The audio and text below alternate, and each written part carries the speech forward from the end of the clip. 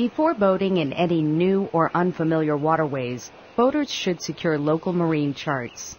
If local charts are unavailable, consulting with local boaters and marinas is wise, as these sources usually have a wealth of knowledge about local hazards to avoid.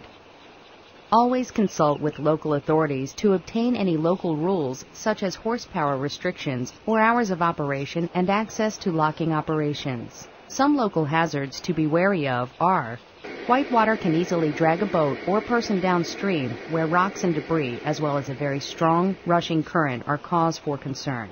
These have the ability to produce abnormal currents or changes in water levels, which boat operators should be aware of.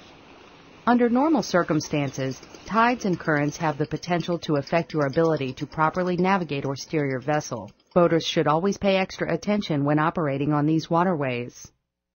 Power lines can be especially hazardous for sailing vessels or vessels with a mast. Always make sure your vessel has enough clearance to safely go underneath the lines. If you are unsure, don't take the risk.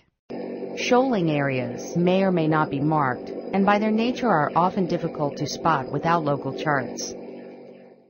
Remember that local charts show an average water level. Generally, waters are higher in the spring and lower through the summer. Low water levels make it easy for boats to run aground.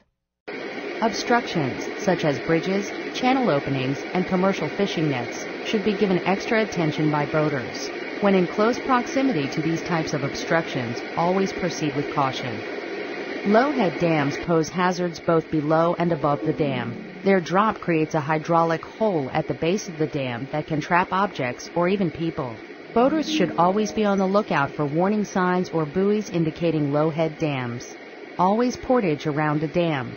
If you do become trapped in a hydraulic, tuck your chin down and hold your knees tight to your chest with your arms. Locks should always be approached at idle speed. One long blast followed by one short blast